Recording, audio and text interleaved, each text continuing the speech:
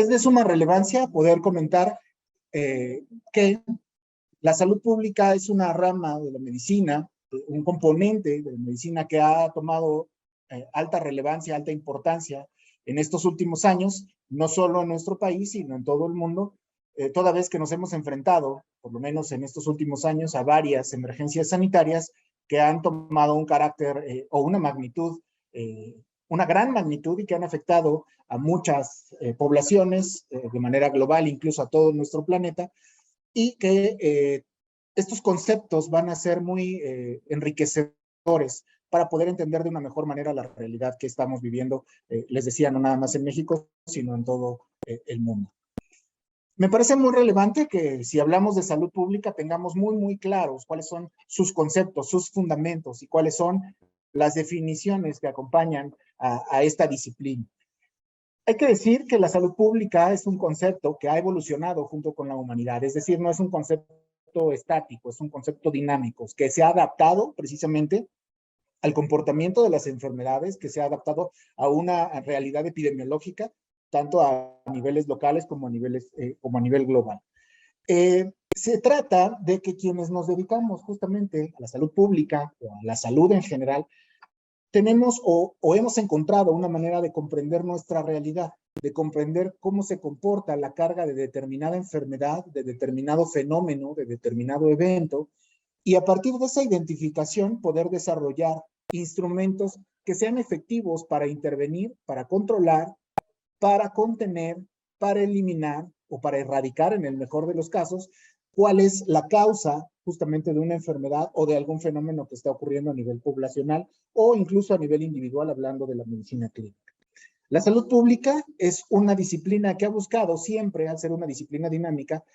ha buscado siempre generar intervenciones y generar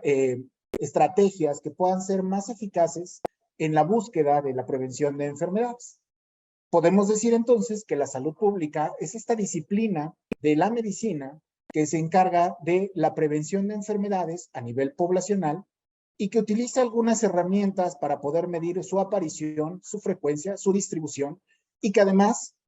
echa mano de otras disciplinas para poder buscar intervenciones que las solucionen o, en su caso, que las puedan administrar, que las puedan gestionar, que pueda gestionar un riesgo, por ejemplo, que pueda contener, que pueda controlar o, como les decía, eliminar o erradicar algún agente o algún fenómeno que esté causando daño o perjuicio a una población a cualquier nivel. Históricamente, la salud pública se ha desarrollado basado en el ensayo y error. Es decir, la aplicación de una estrategia, la medición de sus resultados, de su efectividad, de su eficacia, de su seguridad, y a partir de eso saber si funciona y si no funciona, recalcular o redirigir los esfuerzos a partir de la toma de decisiones para poder generar nuevas intervenciones o nuevas estrategias que puedan ser efectivas para la prevención y control de enfermedades y la solución de algunos otros problemas a los que nos enfrentamos en sí. Sus definiciones, como ustedes pueden ver en pantalla, no son recientes, no es una disciplina reciente. Hay, por supuesto, intervenciones mucho que son incluso previas a lo que estamos escribiendo en esta diapositiva. Sin embargo, hay autores que debemos citar con respecto a las definiciones de salud pública y que han marcado la pauta del desarrollo de la disciplina como tal y que lo han llevado o que la han llevado a como la conocemos el día de hoy. Cito, por ejemplo, a este autor, Charles Edward Winslow, que en 1920 propone esta definición.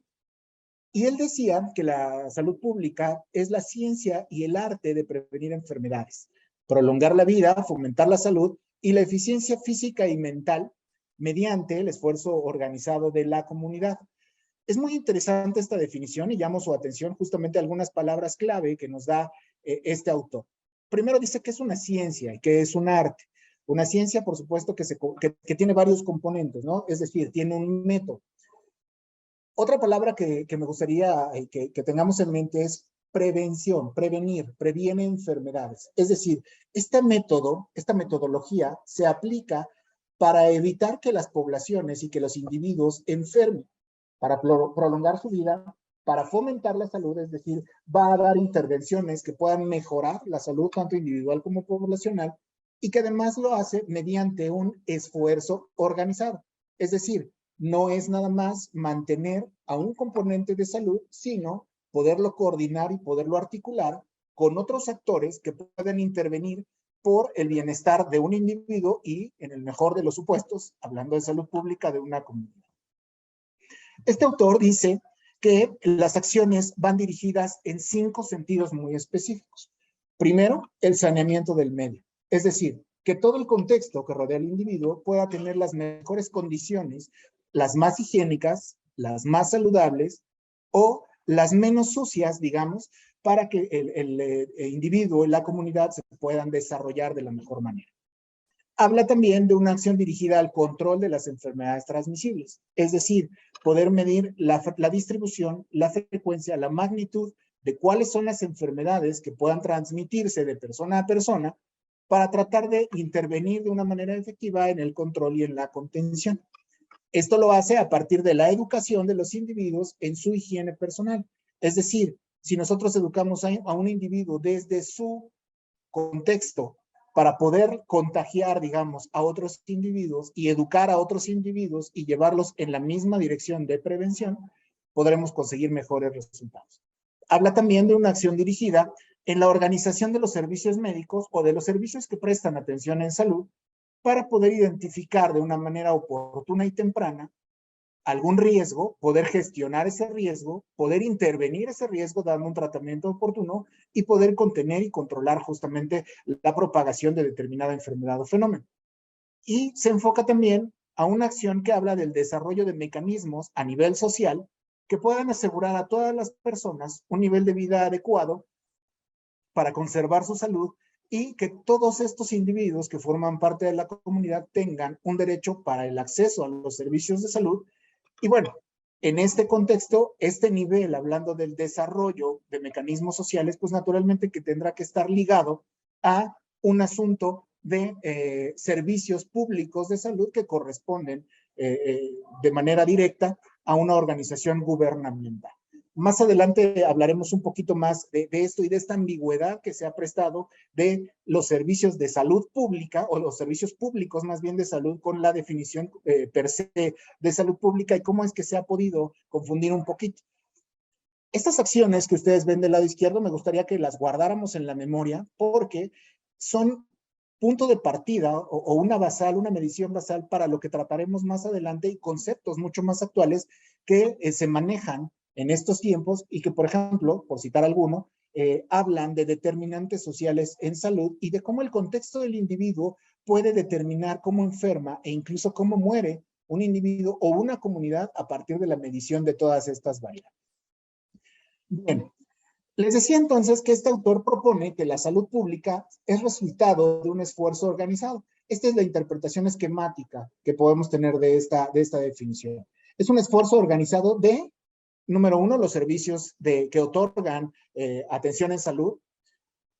de quienes prestan directamente la atención médica, es decir, el personal de salud, y del saneamiento ambiental y todo esto que rodea al individuo.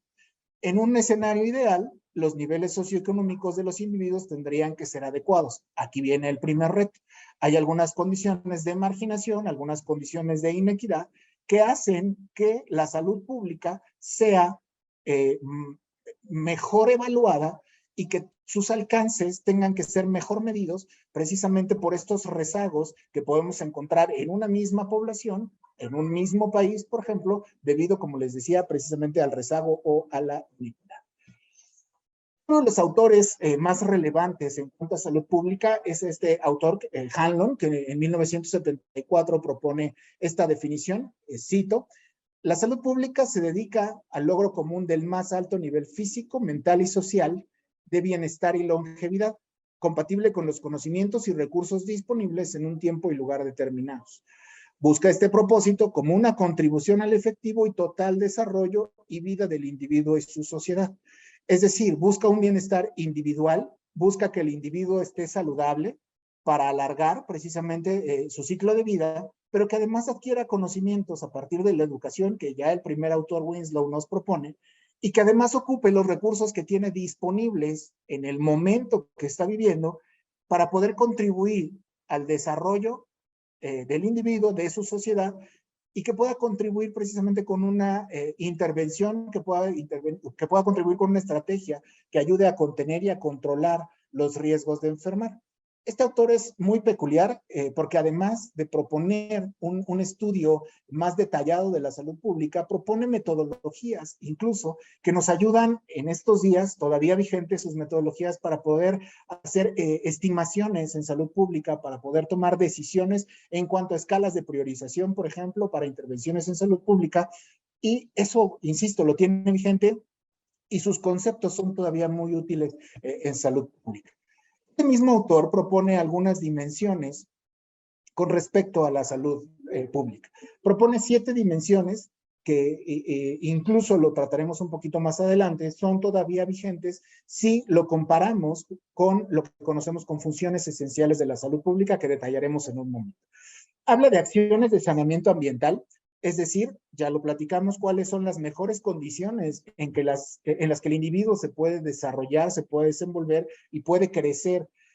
Habla también de la prevención de enfermedades y sus consecuencias. Aquí no nada más propone un modelo que puede estimar o que puede evitar que el individuo o la comunidad enferme, sino también poder evaluar cuáles son las posibles complicaciones y consecuencias para poder tener un modelo incluso financiero para poder intervenir en las posibles consecuencias o complicaciones.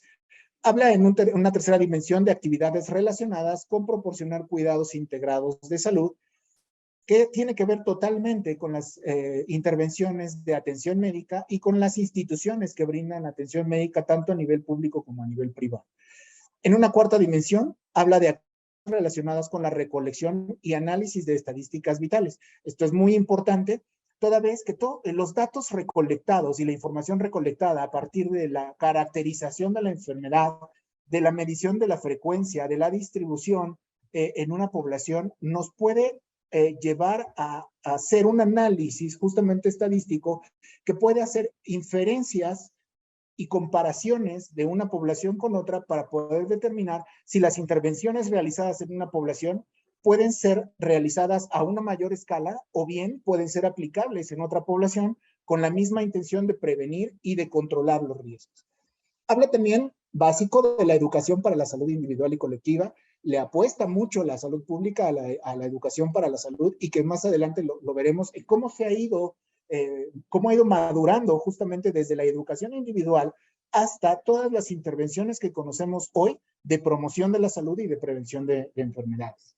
Habla en otra dimensión de la planeación y evaluación de los servicios. Es importante, muy importante, saber cómo actúa operativamente una institución de salud, pero también es muy relevante y muy importante saber con qué recursos cuenta esta institución para poder intervenir y para poder solventar las necesidades a nivel colectivo. ¿Y para cuánto nos va a alcanzar para seguirlo haciendo? Para esto es indispensable tener una planeación efectiva, tanto técnica como operativa, como financiera. Y por último, súper importante también en la dimensión de la investigación científica, técnica y administrativa. ¿Qué significa esto? Que todo esto que hemos hablado en las 6 dimensiones previas, todo aquella información que se recolectó a partir de la atención médica, toda aquella información que se recolectó a partir justamente de la planeación y evaluación de servicios, tiene que ser descrito, tiene que ser caracterizado, tiene que ser comunicado además a través de las publicaciones, para poder tener puntos de partida, para poder tener referencias de lo que está sucediendo y poder hacer comparables las realidades o los contextos epidemiológicos y en salud pública entre las poblaciones o a nivel global.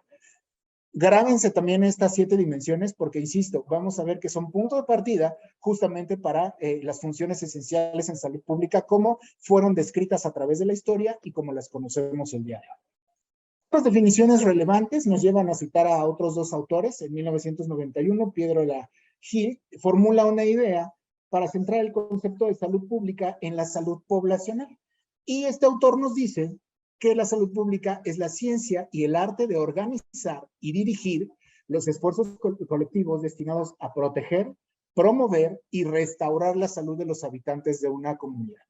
Es decir, a partir de la organización, hay que hacer esfuerzos colectivos que no nada más hablan de la prevención, sino también hablan de la protección y de la resolución, es decir, cómo vamos a restaurar la salud de los habitantes de una comunidad. Y en 1992, Milton Terris define 4 tareas básicas, tanto teóricas como prácticas, de lo que entonces se proponía como nueva salud pública, que es un término que ha ido madurando y se ha ido afinando a través de la historia, y se basa justamente en, como dice ahí, 4 tareas. Uno es la prevención de las enfermedades, tanto de infecciosas, pero poniendo énfasis en las no infecciosas, también en la prevención de las enfermedades infecciosas, y que esto nos va llevando a un tránsito, a esta transición epidemiológica en que el comportamiento de las enfermedades y la naturaleza de las enfermedades no va siendo únicamente infeccioso, sino que también existen otros componentes u otros fenómenos que afectan tanto a nivel individual como comunitario, que van modificando la carga de la enfermedad, el comportamiento y la expresión de las enfermedades, y que esta modificación va haciendo que en determinados grupos poblacionales, en determinados géneros, masculino, femenino, y en determinados grupos de edad, sucedan con mayor frecuencia determinadas enfermedades comparadas con otras, y que las enfermedades crónico-degenerativas se van centrando en un grupo poblacional, y esto va modificando precisamente el comportamiento poblacional y demográfico de las comunidades y de las poblaciones. Se basa también en la promoción de la salud y, por último, en la mejora en la atención médica. Y ojo, aquí pone ya nombre a la restauración de la salud de los habitantes o de las poblaciones. Se refiere específicamente a la rehabilitación.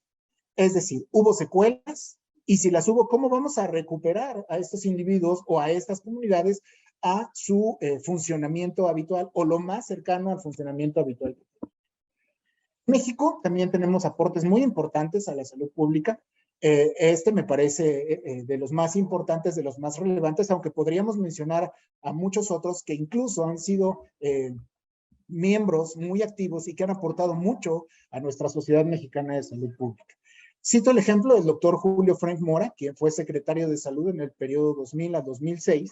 y él empezó a hablar justamente de esta ambigüedad en el término que hacía confuso un poquito la comprensión de la salud pública, toda vez que la palabra público se refiere a una acción gubernamental y que es atribuible como tal a una gestión administrativa gubernamental, y que se refiere únicamente al sector público, es decir, a toda esa población que no tiene una derechohabiencia formal como tal ante una seguridad social que le pudiera otorgar una institución en específico. El doctor Efraín Mora habla y retoma los preceptos de participación organizada, pero transfiere un poco de la responsabilidad, es decir, establece una corresponsabilidad de la comunidad de organizarse del mismo modo como lo hacen los servicios de salud. Y propone además conceptos muy interesantes como los servicios de salud no personales. Sí, hacer corresponsable al usuario de su propia salud, en su contexto individual, en su medio ambiente, pero lo hace partícipe justamente de este saneamiento, tanto a nivel individual como a nivel local, a nivel comunitario, y en una intervención justamente en un nivel sanitario masivo. Además, genera conocimiento a través de la tipología de investigación en salud pública. Esto lo hace a partir de un modelo que hace diferencia en los niveles de atención, tanto individual como a nivel comunitario, y la generación de productos a partir de esta diferenciación que tienen que ver con investigación clínica, investigación operativa e investigación biomédica, que también tiene una intervención a nivel poblacional a partir del análisis de las condiciones que tiene que ver directamente con la investigación epidemiológica, es decir, con la frecuencia y distribución de las enfermedades, que es lo que hace justamente la epidemiología, y propone respuestas sociales frente a problemas de salud, donde también interviene la investigación de los sistemas de salud, las políticas de salud, muy importante, la organización de los sistemas de salud, y cómo se hace la investigación en servicios y recursos de salud para generar más recursos,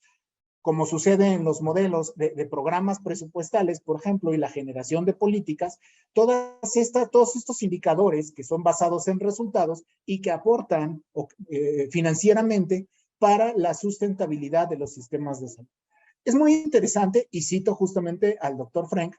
porque a partir de esta gestión del 2000 al 2006, hay una reforma a la Ley General de Salud en el 2003 que habla precisamente de la organización del sistema de salud a partir de tres grandes ejes: de la rectoría, del financiamiento y de la prestación de servicios. A partir de la rectoría regula, monitorea y evalúa,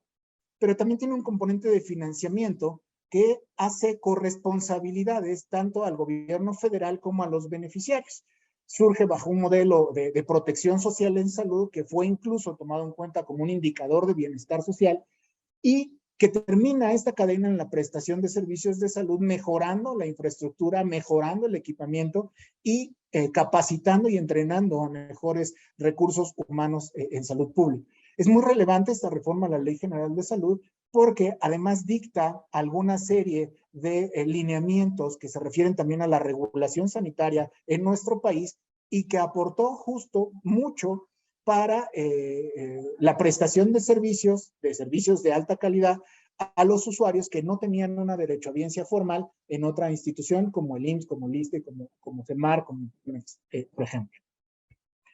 Tomando en cuenta toda esta evolución de los conceptos en salud pública, la Organización Panamericana de la Salud, que es la oficina regional en nuestro continente de la Organización Mundial de la Salud, en las Américas me refiero, nos propone esta definición que es, digamos, la más vigente hasta nuestros días. La salud pública es el esfuerzo organizado de la sociedad. Podemos ver aquí que ya hay esta corresponsabilidad, no nada más de los prestadores de servicios, sino también de los usuarios, principalmente a través de sus instituciones de carácter público para mejorar, promover, proteger y restaurar la salud de las poblaciones por medio de actuaciones de alcance colectivo. Es decir, retoma justamente todos los conceptos que hemos visto hasta ahora, de todos los autores que citamos previamente, y va puliendo la definición y va estableciendo que los esfuerzos no son únicos, no son individuales, son organizados de la sociedad, insisto, a través de las instituciones que prestan atención médica y que intentan mejorar la atención, por supuesto, las condiciones de vida de cada usuario, y que va a promover y proteger la salud, previniendo las enfermedades a través de actuaciones de alcance colectivo, es decir, tanto individual como comunitario. Es muy interesante porque esto va madurando otra clase de conceptos que ya se los mencionaba hace ratito, que son las funciones esenciales de salud pública. Si bien estas funciones ya existían y ya habían sido descritas por la Organización Mundial de la Salud, estas acciones se tratan de aplicar de manera colectiva, tanto por parte del Estado como de la sociedad civil, las intervenciones que puedan ser más efectivas para proteger y mejorar la salud de las personas. Y para eso lo hace a partir de algunas intervenciones que citaré, que recuerden que les dije que tuviéramos en mente cuáles eran las intervenciones propuestas por el primer autor. Esta noción va mucho más allá de las intervenciones comunitarias. También incluye la responsabilidad de las instituciones para la prestación de servicios de atención en salud y que mide además, mediante los sistemas de gestión, la calidad de la atención que se está prestando a cada uno de los usuarios. Para 1997, el Consejo Ejecutivo de la Organización Mundial de la Salud propone e impulsa un documento que se llama Salud para Todos en el año 2000. Era un documento ambicioso que proponía, entre otras cosas, algunos modelos de salud que pudieran hacer efectivos, universales, los sistemas de salud y que puedan ser asequibles o accesibles para todos los usuarios sin importar su origen, sin importar su nivel, su estrato socioeconómico, y que los resultados pudieran ser medibles a través del bienestar que otorgaba justamente la atención médica y la prestación de servicios de calidad. Esta primera propuesta de las funciones esenciales en 1997 tenía o contemplaba 9 intervenciones. En un primer lugar, habla de la prevención, vigilancia y control de enfermedades, tanto transmisibles como no transmisibles. Esto a partir de la vigilancia epidemiológica, por supuesto. Habla de la vigilancia de la situación en salud, es decir, un diagnóstico, una radiografía de cómo estaban los sistemas de salud en ese momento en todos los países miembros de la Organización Mundial de la Salud. de cuáles eran las intervenciones de la promoción de la salud y cómo se estaban llevando a cabo justamente para prevenir la aparición o la ocurrencia de enfermedades. Se enfoca también de manera muy relevante a la salud ocupacional, toda vez que en algunos periodos de la historia determinadas enfermedades estaban directamente relacionadas a un asunto ocupacional. Y por supuesto que es un asunto muy, muy relevante para la salud pública saber la manera en que un individuo podría enfermar o morir de acuerdo a la actividad que desempeña. Propone en una primera instancia o por primera vez la protección del ambiente, es decir, cómo modificando algunas variables del ambiente que rodea al individuo o a la comunidad podríamos modificar la ocurrencia o la aparición de determinadas enfermedades. Habla también de algo muy, muy importante, es la legislación y la regulación en salud pública. El número 7 habla de gestión en salud pública. La gestión en salud pública es muy importante, es un tema muy relevante, porque se trata justamente de cómo se coordinan las actividades y se articulan de manera transversal, de manera horizontal, pues, o de manera vertical, entre varias instituciones que prestan tanto atención médica como instituciones que no prestan atención médica, pero que confluyen justamente en el bienestar de los individuos y de las colectividades. Habla de servicios especiales de salud pública y por último habla de la atención de salud en grupos vulnerables y poblaciones de alto riesgo. Es decir, pone atención en estas poblaciones que representaron en algún momento una minoría, pero que podían tener una susceptibilidad de enfermar o de adquirir una enfermedad grave, o otras poblaciones que puedan ser de alto riesgo, por ejemplo, las poblaciones migrantes, estos flujos migratorios que pudieran condicionar la aparición de enfermedades emergentes o bien la diseminación de otras enfermedades que ya conocíamos o que estaban bajo control y que pudieron convertirse en enfermedades reemergentes. El objetivo de estas funciones esenciales en salud pública era tener a las personas sanas y que pudieran convertir a sus comunidades en comunidades sanas. Y es por eso que toman este eslogan, personas sanas en comunidades sanas, y que este concepto, esta idea de mantenerse sanos pudiera diseminarse, pudiera difundirse y que pudiera tomar mayor magnitud hacia otras comunidades y que pudiera incrementar su alcance. El objetivo es promover la salud tanto física como mental, prevenir enfermedades y además algún daño o potencial discapacidad asociado a alguna enfermedad o algún fenómeno específico. Y lo hacen mediante la prevención de epidemias y propagación de enfermedades, es decir, control, contención. Lo hace a través de la protección contra daños ambientales, cosa que también está contenida en el marco regulatorio sanitario. En México, por ejemplo, tenemos a la Comisión Federal para la Prevención contra Riesgos Sanitarios que hablan o que actúa no nada más contra daños ambientales, sino también contra daños específicos asociados a algún producto o algunos productos que son de consumo humano. Habla también de la prevención de daños de la salud y la promoción y fomento de conductas saludables para que sea posible perpetuarlas y que sean adquiridas o que sean asimiladas como conductas habituales que no generen daño, sino al contrario, que puedan perpetuar la salud de la población y de la salud del individuo.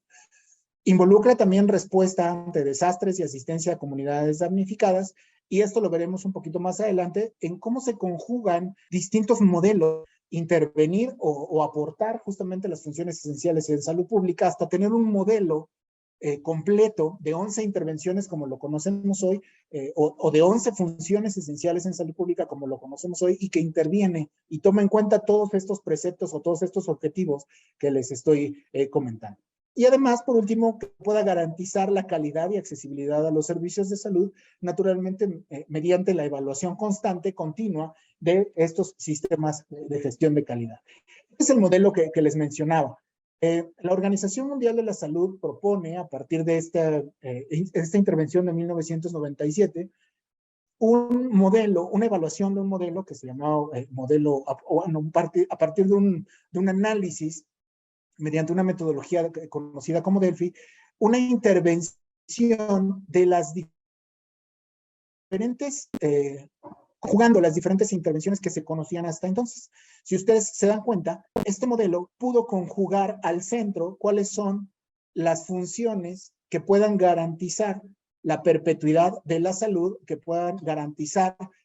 mantener la salud a nivel individual y comunitario, y que además suma, tomando de otros modelos, por ejemplo, la gerencia en salud pública, el desarrollo de recursos humanos y también la intervención en emergencias y desastres. Este modelo, como les decía, conjuga la intervención tanto de la Organización Panamericana de la Salud, que fue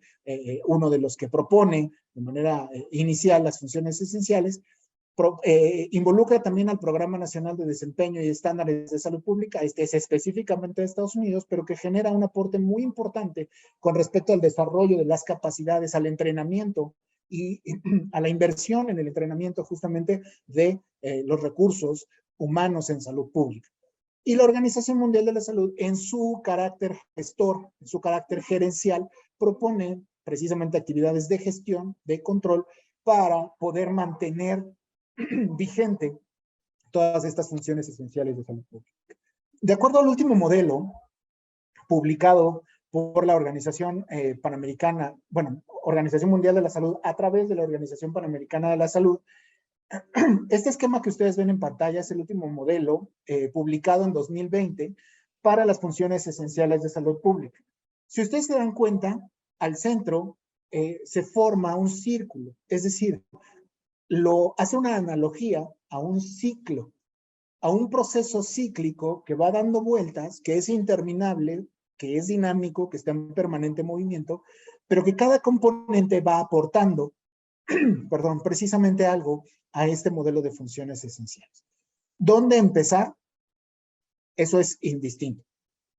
Sin embargo, al ser un proceso dinámico, podemos intervenir de acuerdo a la realidad epidemiológica, la realidad sanitaria de alguna localidad, de algún país, de alguna región incluso. Si nosotros partimos desde el componente de evaluación del modelo,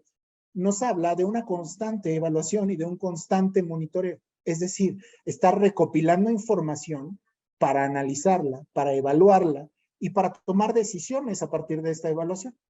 Nos habla de una vigilancia, control y gestión de riesgos. Para hacer una vigilancia, un proceso de vigilancia, necesitamos estrictamente recopilación de datos. Necesitamos procesar esos datos, necesitamos generar productos a partir de esos datos.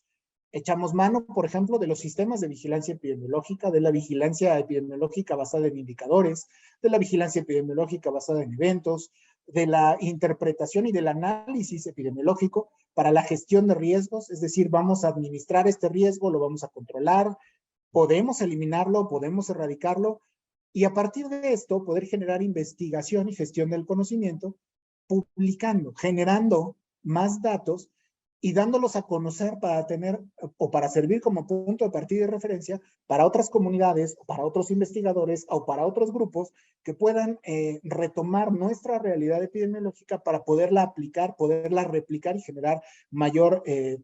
insumo en cuanto a la investigación.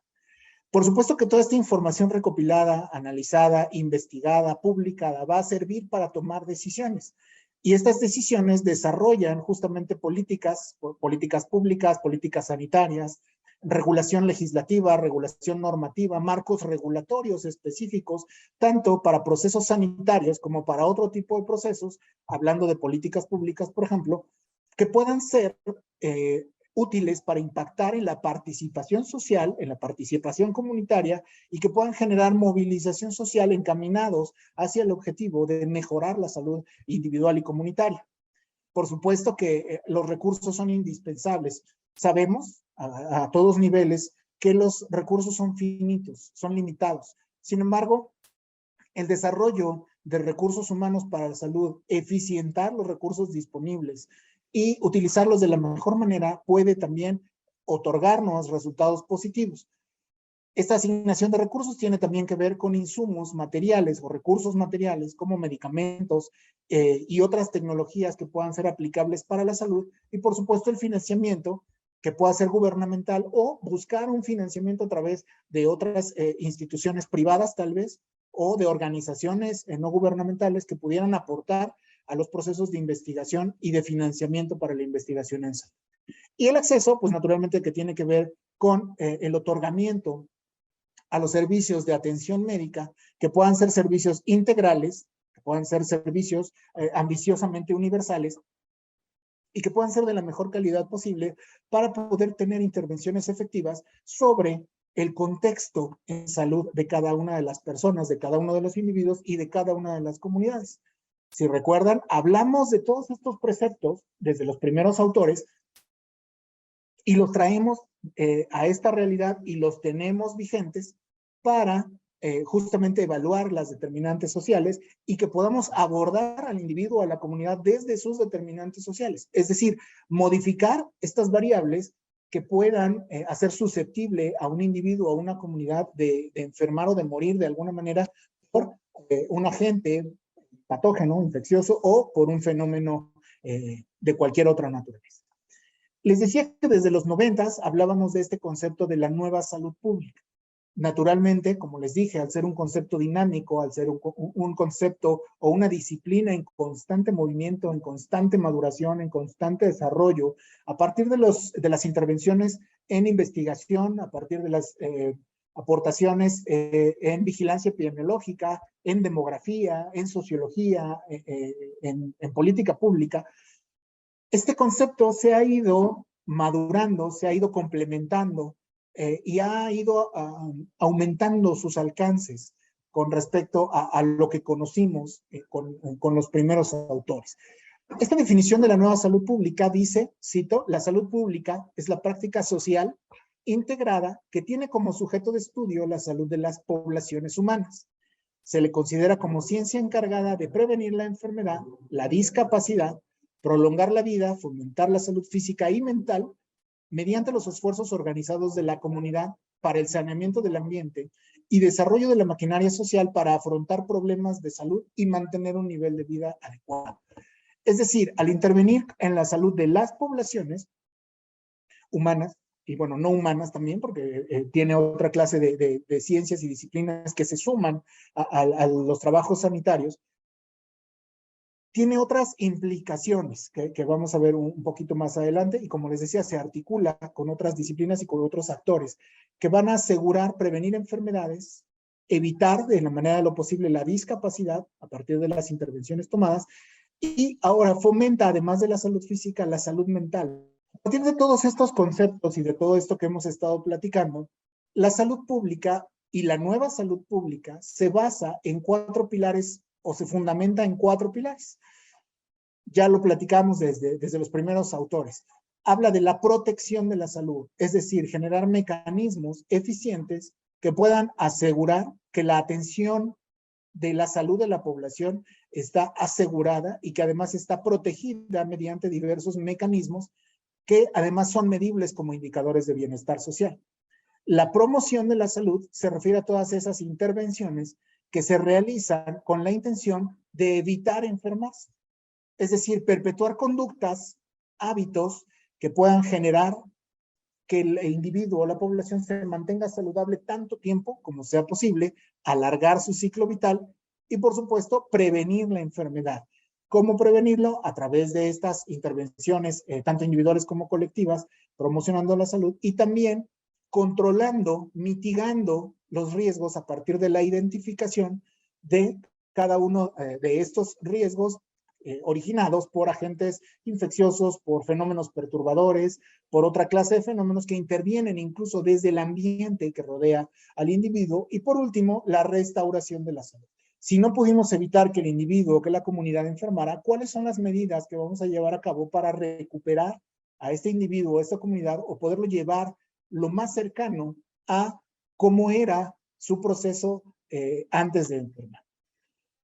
Les decía que la salud pública no camina solita. La salud pública históricamente tiende a coordinarse con otras ramas, con otras disciplinas, y tiende a articularse tanto de manera horizontal como de manera vertical para intervenir por la salud poblacional. Aquí algunos ejemplos, por supuesto que no son todas las ciencias ni las disciplinas que intervienen y que se suman a esta salud pública y a la nueva salud pública. Naturalmente que tiene que ver con procesos de ingeniería sanitaria en los hospitales, ingeniería biomédica y todos estos procesos que tienen que ver con aparatos, insumos que ayudan a restaurar o a mantener la salud de las personas. ciencia política, porque a partir de la evaluación y de los ciclos de inteligencia estratégica, que también son aplicables en salud, se toman decisiones que puedan tener con políticas públicas en salud, que puedan perpetuar justamente la aplicación de una estrategia, de una intervención a través del tiempo.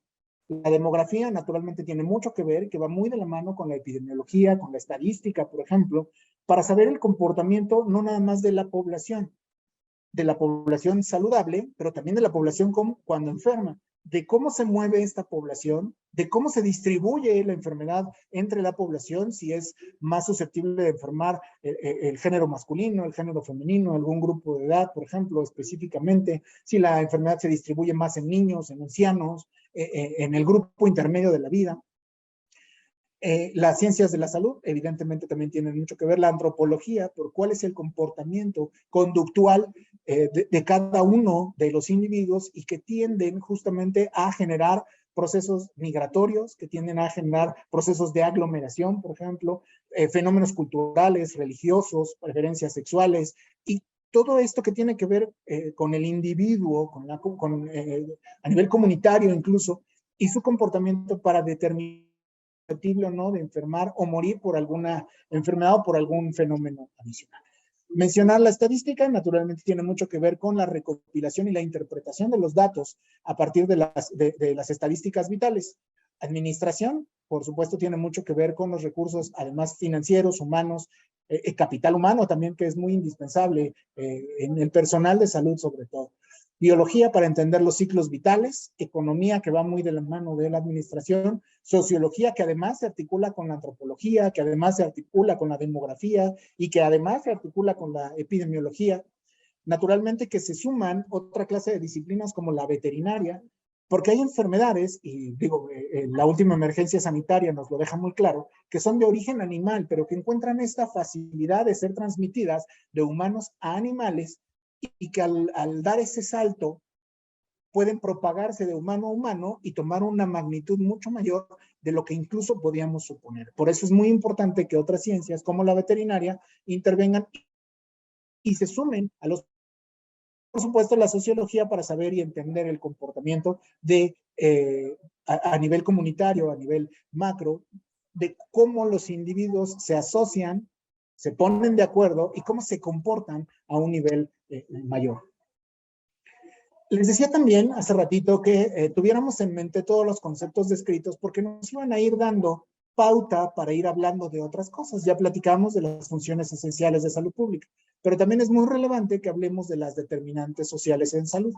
La Organización Mundial de la Salud define a estas determinantes sociales en salud como las circunstancias en que las personas nacen, crecen, trabajan, viven y se envejecen.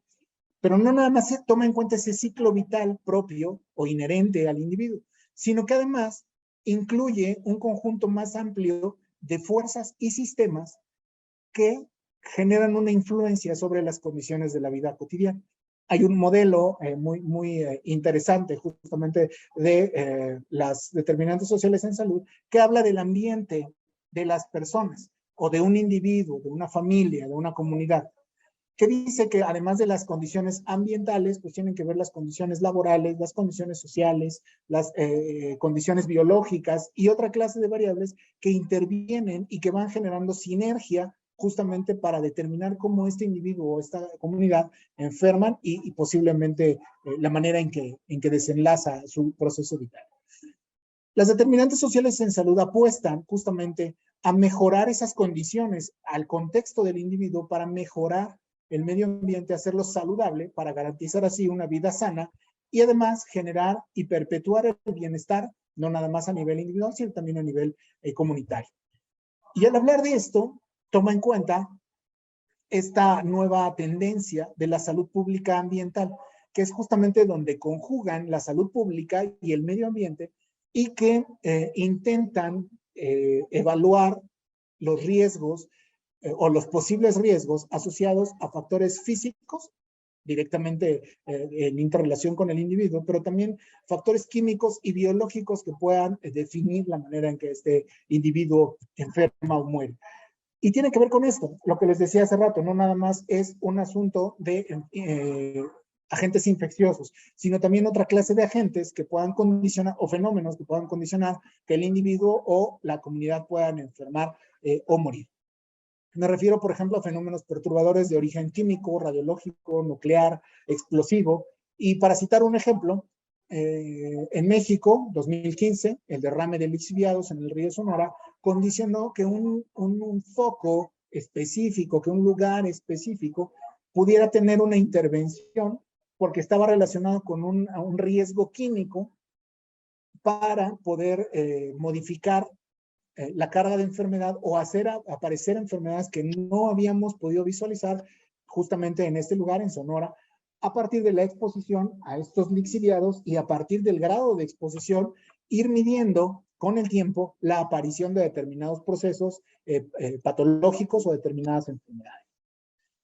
A manera de ejemplo, y tomando algunos datos de la Organización Mundial de la Salud, es muy relevante la intervención de la salud pública, intervención en salud ambiental. 1,000 muertes al año no es un asunto menor. Y especifica que por lo menos 320,000 muertes podrían ser evitables toda vez que son atribuibles a la contaminación del aire. En la Ciudad de México es muy común que en los meses de abril, mayo y tal vez hasta junio, por el calor, por la falta o inicios pues, de la temporada de lluvias, la temperatura incremente y la cantidad de personas que generan combustión a través de sus autos, de la combustión por gas, los contaminantes puedan incrementar y hay declaratorias de emergencia en donde se sugiere que no se hagan o no se realicen determinadas actividades al aire libre. Estas muertes o estas enfermedades pueden ser atribuibles si hay alguna intervención sobre el marco regulatorio de los agentes contaminantes.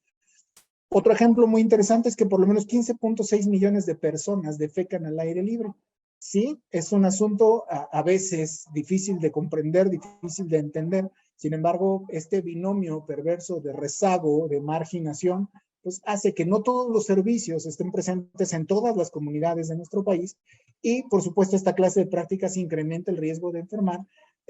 si lo asociamos con enfermedades, por ejemplo, transmitidas por alimentos, evidentemente a partir de enfermedades diarreicas agudas. También menciona la Organización Mundial de la Salud que poco más de 1,5 millones de muertes son atribuibles a exposiciones químicas. No todas son exposiciones ocupacionales, hay algunas exposiciones que pueden ser atribuidas incluso a agentes químico-biológicos, hablando de bioterrorismo. Y más de 80 millones de personas dependen de combustibles contaminantes. Es decir, la salud pública tiene también este alcance de hacer la evaluación precisamente de cuáles son las energías que estamos utilizando y cuál es la probabilidad que existe a nivel individual y colectivo de enfermar a partir de un combustible fósil, por ejemplo, la combustión de un combustible fósil que pueda ser contaminante y cuáles son los efectos sobre la población si esta clase de energías son o siguen siendo aplicadas.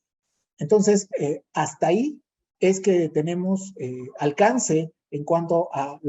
los efectos y a la cobertura de salud pública. Ustedes saben que la Organización Mundial de la Salud es una oficina de la Organización de las Naciones Unidas. Pues bien, la Organización de las Naciones Unidas propone y propuso a lo largo de la historia diversos modelos de intervención para mejorar las condiciones en que se desarrollan tanto los individuos como las comunidades y los países. Antes del 2015, estos objetivos,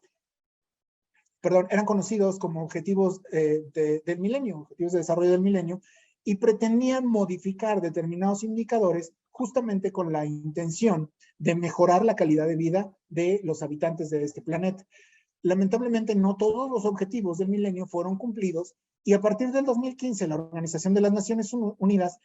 modifica un poquito la agenda, la vuelve un poquito también más ambiciosa, pero también proyecta que para el 2030 le apuesta a 17 objetivos de desarrollo sostenible para que pueda existir una mejora para los individuos, para las sociedades y que puedan tener mejores condiciones tanto de salud como de vida, como de educación, como de alimentación, evidentemente asegurando un contexto de paz, de justicia, y le apuesta también ya a intervenciones en cambio climático, por ejemplo, porque sabemos justamente que los cambios en el clima, los cambios en la temperatura de nuestro planeta también han tenido una intervención importante en cuanto a la modificación del comportamiento de algunas enfermedades. Les decía, esta agenda cuenta con 17 objetivos y hay uno específicamente que tiene que ver con salud y bienestar. Objetivo 3 de los Objetivos de Desarrollo Sostenible nos dice que pretende que para el 2030 se pueda poner fin a las epidemias del SIDA, de la tuberculosis, de la malaria, de enfermedades tropicales desatendidas y además combatir enfermedades como la hepatitis y otras enfermedades transmitidas por el agua, además de las enfermedades transmisibles que ya conocemos. Si bien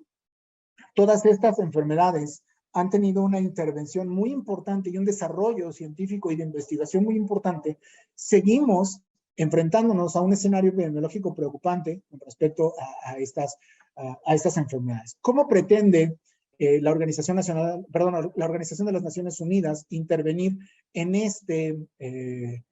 objetivo?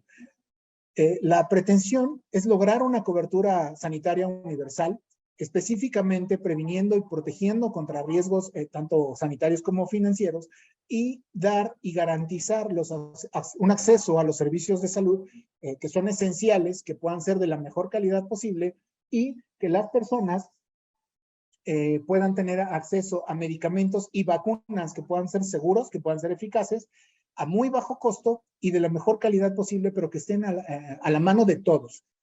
Esto es, por supuesto, un gran reto porque va muy de la mano con un asunto financiero